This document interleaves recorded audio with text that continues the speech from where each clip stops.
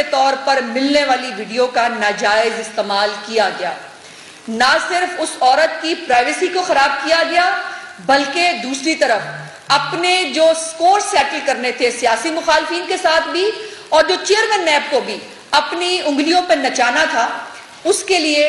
جو ہے وہ راہ ہموار کی گئی۔ اب یہ شخص جو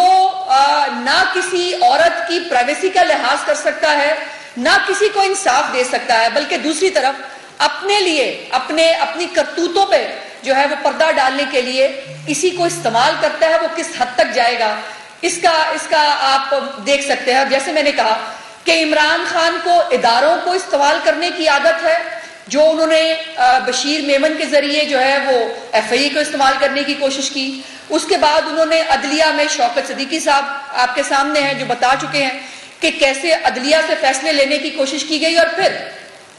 نیب کے اندر جاوید اقبال صاحب کو استعمال کر کے جو ہے وہ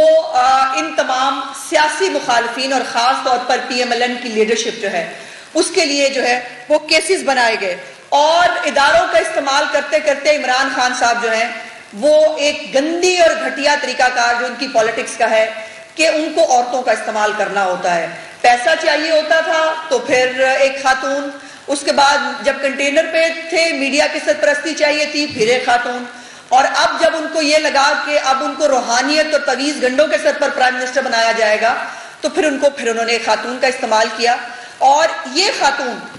جو برملا جس کے پاس بہت کچھ ریکارڈ موجود تھا، جو اپنے لیے انصاف لینے گئی تھی، اس درندے نے اس کو بھی نہیں چھوڑا، اور اس کی بجائے اس کے کہ اس کو انصاف دلایا جاتا، اس کے ساتھ یہ سلوک کیا گیا کہ اس کی پرائیویسی بھی ختم کی گئی، اور اس کی اجازت کے بغیر اس کی دی ہوئی ایک امانت جو ویڈیو اس نے امانت کے طور پہ دی تھی اس کا استعمال عمران خان نے اپنی گھٹیا سیاست کے لیے کیا۔ اور اس کے اندر 19 مئی یہ 10 مئی کو 2019 کو طیبہ فاروق صاحبہ نے سٹیزن پورٹل کے اوپر یہ ویڈیو ڈالی، جس کے انہوں نے اسکرین شاٹس بھیجے کہ جی یہ ویڈیو ہے، میرے پاس ریکارڈ ہے، مجھے انصاف دلایا جائے۔ اس کے ایگزیکٹلی 9 دن کے بعد chairman NAB justice Javed Iqbal صاحب جو ہے وہ میڈیا کے سامنے آتے ہیں اور آ کر ایک پریسر کرتے ہوئے وہ بتاتے ہیں کہ ان کو بہت پریشرائز کیا گیا ہے، ان کو بہت سارے مسائل ہیں، ان کو جو ہے اپنی اس وقت اس دور حکومت کے ساتھ، اور جو ان کا پھر جاوید چودھری صاحب